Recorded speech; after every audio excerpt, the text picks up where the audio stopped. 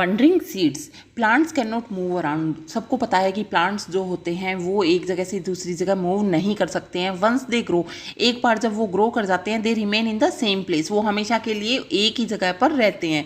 But their seeds are great travellers, लेकिन उन plants के जो सीड्स होते हैं वो बहुत बड़े ट्रेवलर होते हैं। They can reach far and wide, वो दूर दूर तक पहुंच जाते हैं।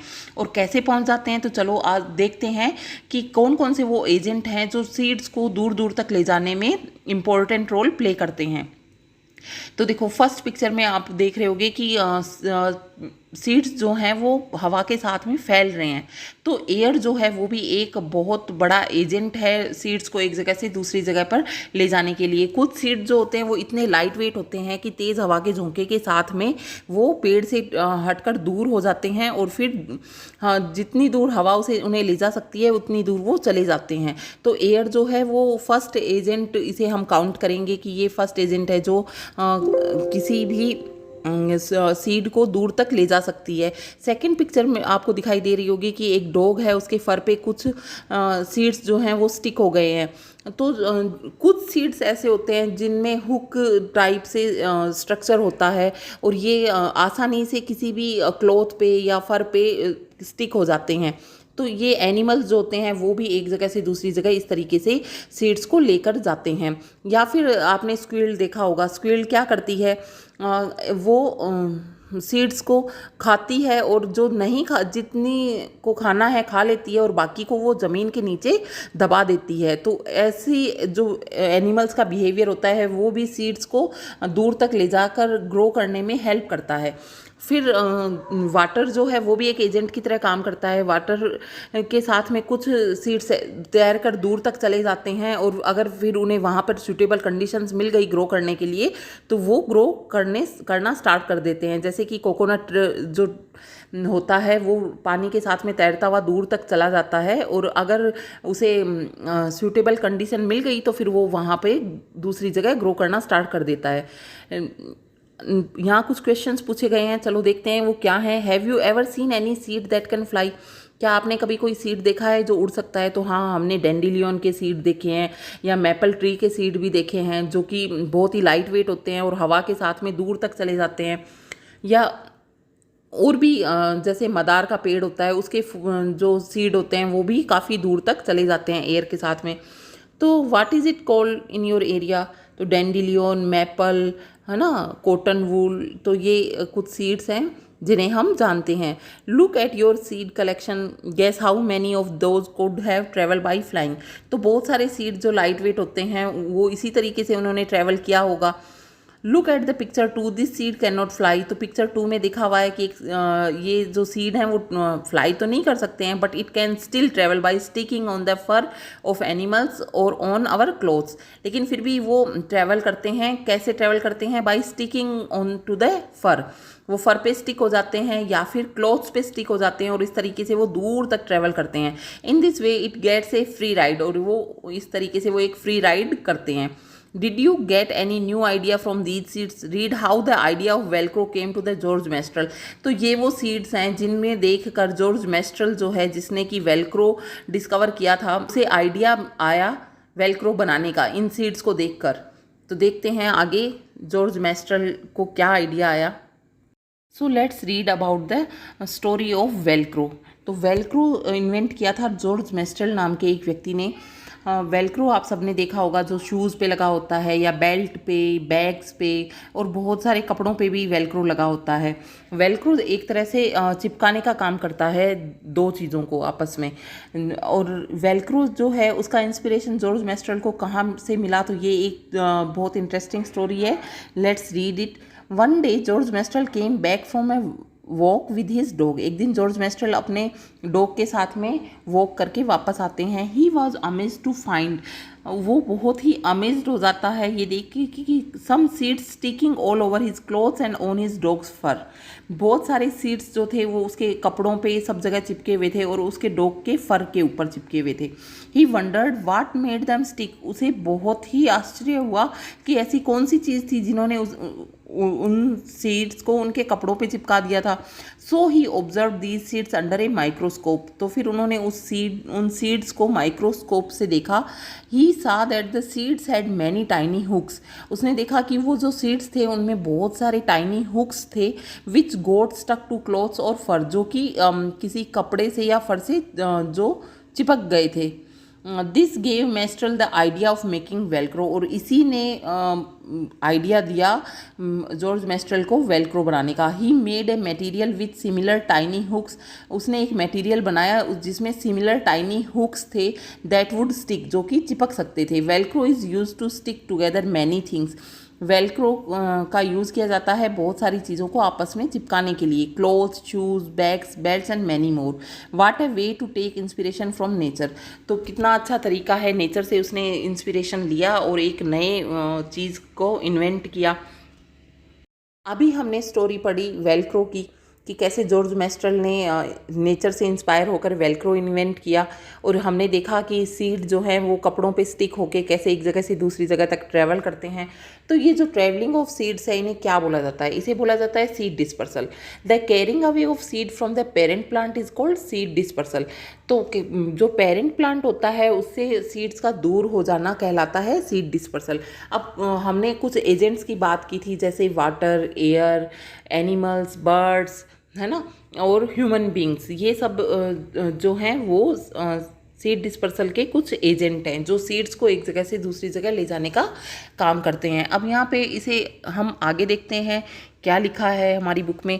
सम plants spread their seed over long distance, कुछ प्लांट्स जो होते हैं वो दूर तक अपने सीड्स को स्प्रेड कर देते हैं। When the soybean pods are ripe, जब सोयाबीन के जो पोड्स होते हैं वो पक जाते हैं, वो राइप हो जाते हैं, दे ब्रस्ट, वो फट जाते हैं, वो ब्रस्ट हो जाते हैं, and the seeds are thrown out, और जो सीड होते हैं वो बाहर आ जाते हैं।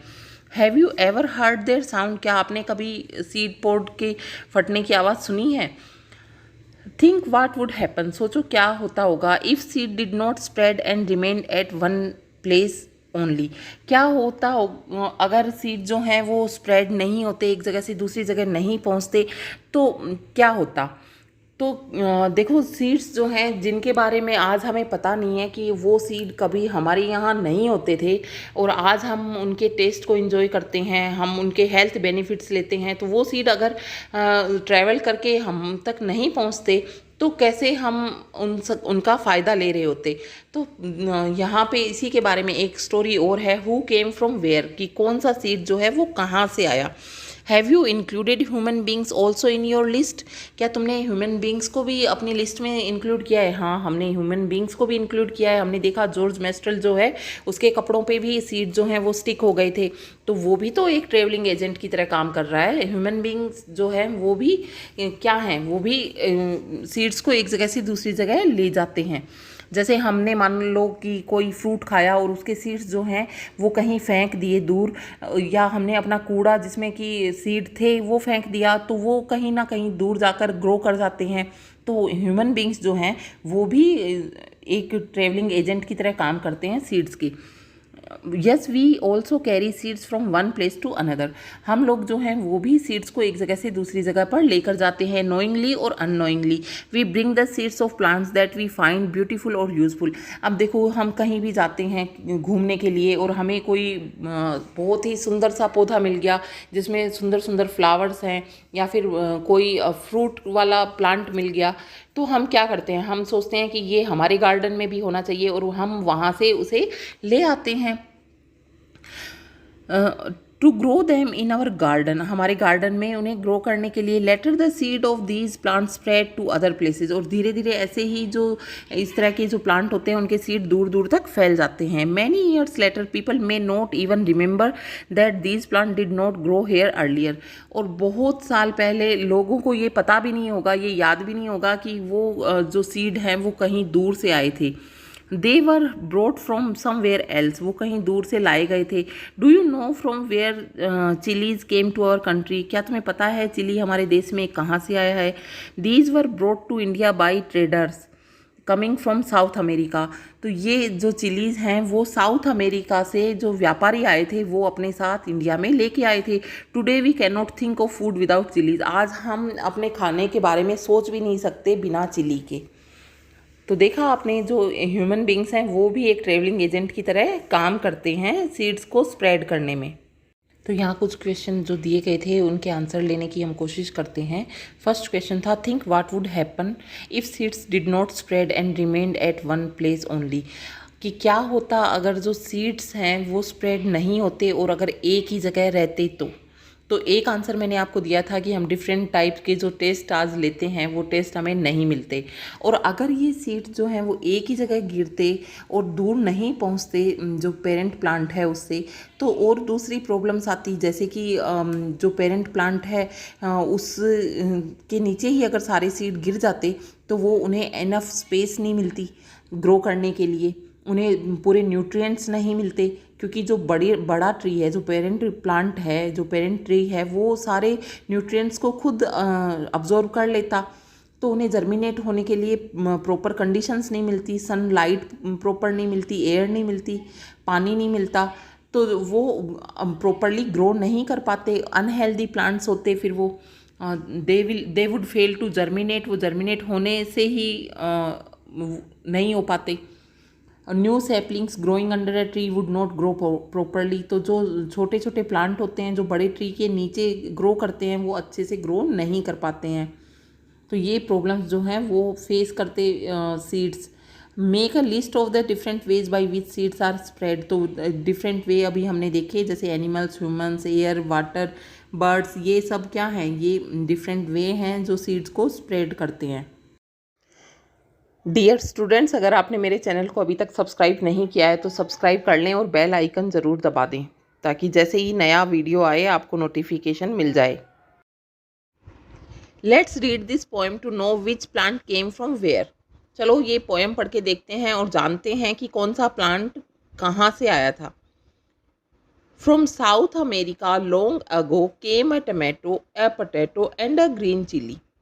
तो बहुत पुराने टाइम की बात है जब साउथ अमेरिका से क्या क्या आया था, tomato, potato and green chilli. Do you know this, क्या तुम ये जानते हो। एक केबेज केम फ्रॉम यूरोप। एक केबेज जो है वो यूरोप से आई थी। एंड ऑल्सो अ पी, और एक पी जो है वो भी, मटर का पौधा भी यूरोप से इंडिया आया था। From Africa came a coffee been and A green भिंडी। और अफ्रीका से क्या क्या आया था, कॉफ़ी बीन और ग्रीन भिंडी। तो ये अफ्रीका से आया था। They cross the land, they cross the sea. उन्होंने ना सिर्फ लैंड को क्रॉस किया बल्कि वो हमारे देश और अफ्रीका या यूरोप के बीच में जो सी है उसे भी वो क्रॉस करके आए। यानी उन्होंने कितने दूर ट्रैवल किया और भारत तक पहुँचे। डिड यू नो दिस, क्या तुम ये जानते हो। A mango सैंग come in an orange smiled inside its skin. Welcome to India, a banana said. The methi and spinach, brinjal and radish nodded its head. Did you know this? तो यहाँ पे पूछा जा रहा है कि क्या आपको पता है कि हमारे देश में कौन कौन से प्लांट होते थे या नेटिव प्लांट कौन से हैं हमारे।